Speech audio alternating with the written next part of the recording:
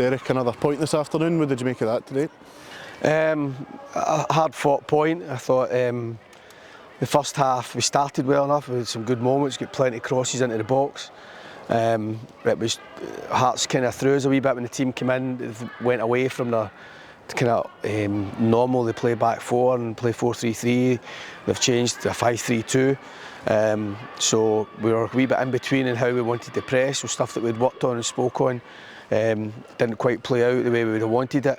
And when two teams are playing different systems, the game can become a wee bit too open, a wee bit more bit disjointed at times, and a wee bit game like basketball. We never really want it to be the game like that when we're playing against teams with good players in it.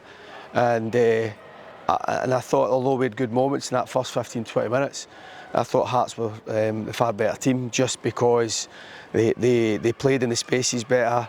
We couldn't quite get to the pace of the press right, and my system wasn't really giving us the best chance to do it.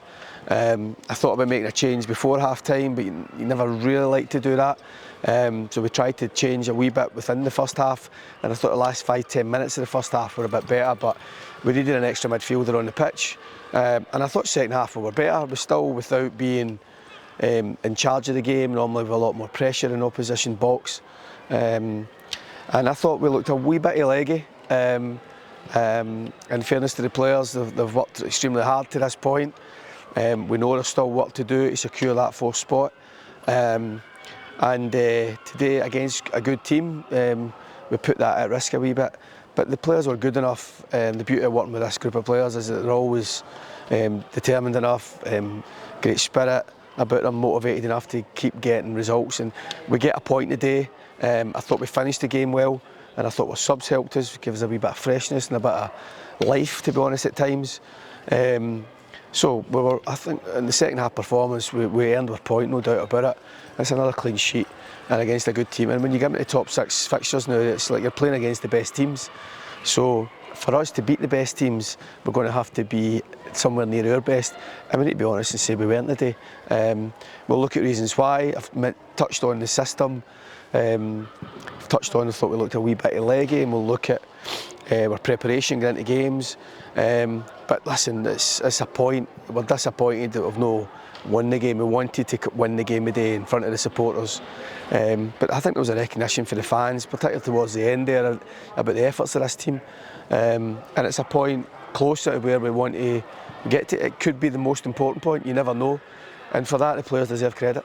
As you say, it's that important point. You look at it now, that's 6 unbeaten in the league. That's good form going into the final few. Yeah, absolutely. And I think, obviously we've only lost to Rangers since we came back from the winter break in the league.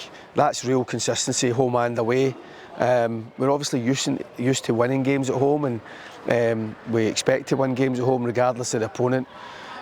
We've now got a couple of away games before we have Celtic here.